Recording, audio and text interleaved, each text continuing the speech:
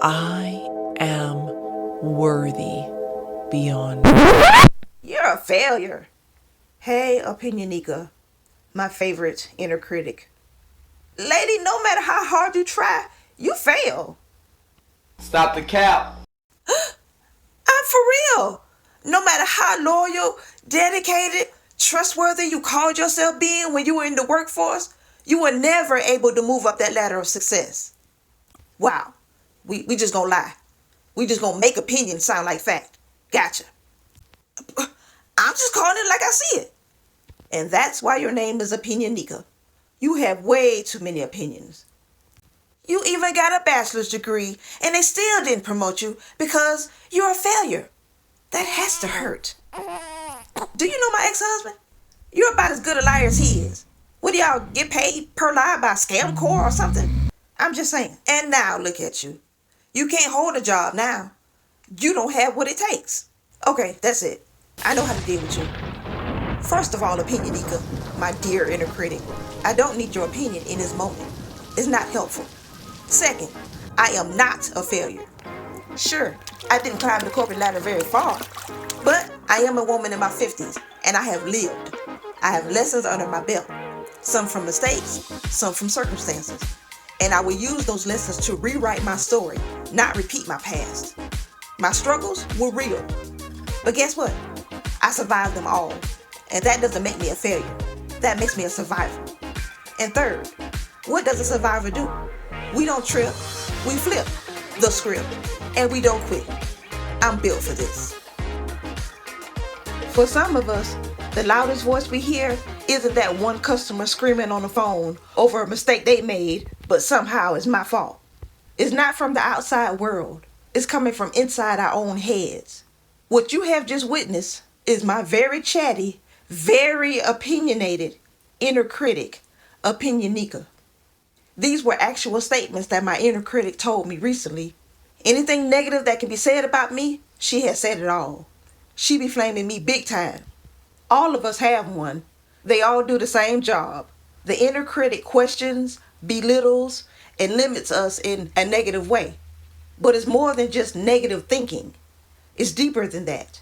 According to Psychology Today, self-criticism is one of the most common and harmful stressors, contributing to various forms of psychological distress, such as depression, perfectionism, imposter syndrome, social anxiety, eating disorders, PTSD, and borderline personality disorder, among others.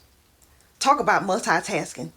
The inner critic is the ultimate multitasker, telling us one falsehood after another, crushing our spirit. This video will be about recognizing the inner critic's lies and learning how to challenge them. After working so hard on my videos, writing, editing, recording, I upload some of them and wait, and wait, and wait. Barely any views. I try to shake it off, but before I know it, that voice in my head starts whispering, "Nobody cares. You're wasting your time. You're not cut out for this." And honestly, I start to believe it.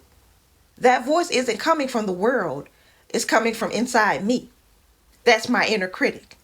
And let me tell you, she has plenty to say. Our inner critic feels like our voice, but it's not. It's actually a mixture of messages we may have received from parents, teachers, peers, media, society, and even religion. If we hear these messages enough, our brains store these messages as patterns. I wish I could save money as well as my brain saves negative criticism. Over time, we start repeating these outside judgments internally, but in our own voice. And if you need an extra dose of science in your day, I got you. According to an article from Positive Psychology titled "Living with the Inner Critic, 8 Helpful Worksheets," researchers say we all have a primitive, quote-unquote, survivor brain. This includes the brain stem and limbic system, the older parts of our brain that are wired for survival. Their job is to keep us alive. That means always scanning for danger, staying alert, and sending out alarms, whether the threat is real or just perceived. It even involves the amygdala, the part of the brain that triggers stress hormones like cortisol.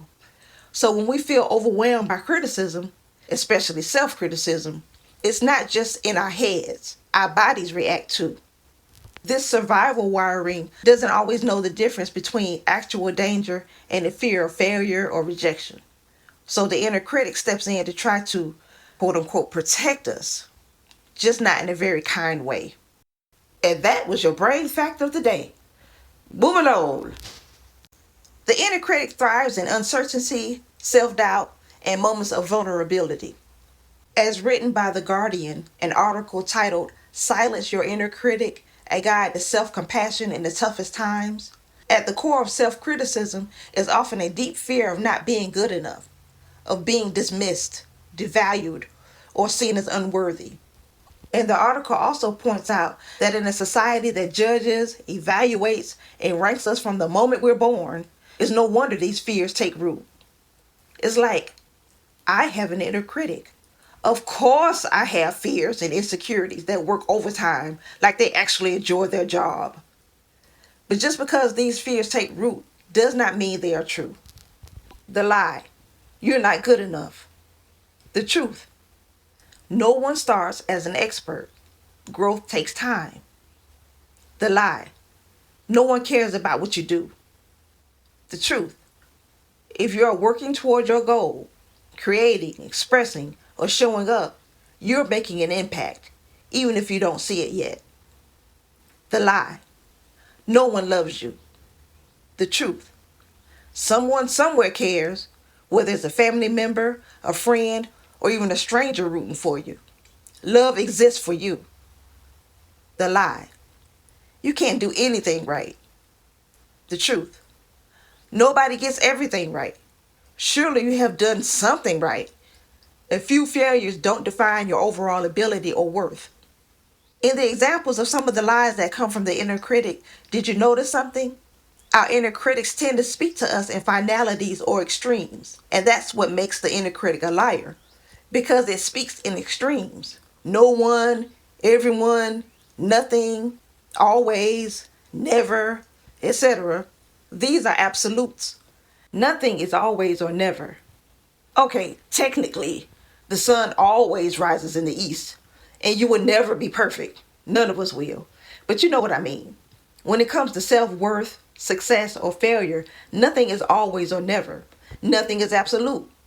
Real life is full of growth, change, and second chances. Our brains have a negative bias.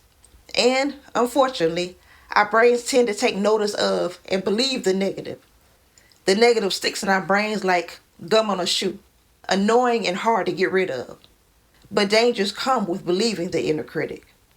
As I stated earlier, our inner critic is a mix of negative messages from past authorities and/or peers in our lives. These messages are replayed in our brain in our voice, which helps to make these negative messages believable. But the more we believe these lies, the more we hold ourselves back. This self-criticism causes self-sabotage. We stop trying, we procrastinate, or downplay our potential. It can lead to burnout and depression because the fight to, quote unquote, prove ourselves never ends. In my life, I have definitely had more than my share of this fight. Take it from me, that burnout will put you on your back. The inner critic can have us living a smaller life than we were meant for.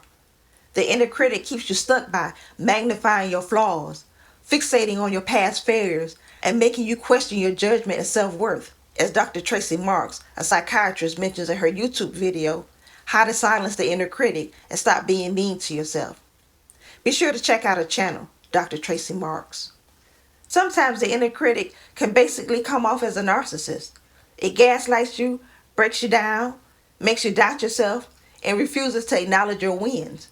But we don't have to take abuse from our inner critic like a toxic ex who won't leave us alone. We can take back control. How to take back control? Well, this looks like a good place to put a disclaimer. I am not a medical professional of any kind. I am just someone that did some surface level research, and I'm just sharing my experiences and what I have learned from them. The resources I use will be in the description box. So one thing we can do to take back control is to separate ourselves from the critic. That's what you heard me doing at the beginning of this video. This is exactly how I talk to my inner critic in real life. I treat it as if it is a separate entity. I even gave it a name. When I detect it, I address it and put it in its place. We can also challenge the negative thought. One way to do this is to ask yourself, would I say this to a friend? If not, why do I accept it for myself? Another tactic we can use is to ask ourselves, is what my inner critic saying true? If not, then we can take that negative thought and replace it with more helpful words. Sometimes our inner critic is speaking to us because of fear, and it is its way to protect us. So for some people, when they determine that the inner critic is speaking from fear and is trying to protect, they can try the approach of thanking it for trying to protect them. Gently let it know that its help is appreciated, but not necessary. In my case, my inner critic is straight up harsh. Apparently, and probably not surprisingly, peers and authorities of my life have been very critical and judgmental. So for now, I have to put my inner critic in a metaphorical headlock and remind her who's in charge. So there are varying ways to take charge of our inner critic depending on the type of inner critic we have. Can we completely get rid of it? Nope. We're stuck with it. In fact, according to an article from The Guardian titled "Silence Your Inner Critic, a Guide to Self-Compassion in the Toughest Times," it's unrealistic to expect to silence the inner critic. But you can train up another voice to counter it. And that's where the shift happens. Not in erasing the voice completely, but in building up a better one. One that's honest, encouraging, and actually working for you, not against you. The inner critic isn't going anywhere. It'll always have something to say. But here's the good news. We don't have to listen. We can challenge it, talk back to it, and remind it who's really in charge. Will it try to sneak in again? Oh, absolutely. But when it does, we'll be ready. Because at the end of the day, we get to decide whose voice has the final say. And we can decide that that voice is ours. You've been watching Unmasking the Struggle. Until next time, may the struggle reveal your strength and your sense of humor.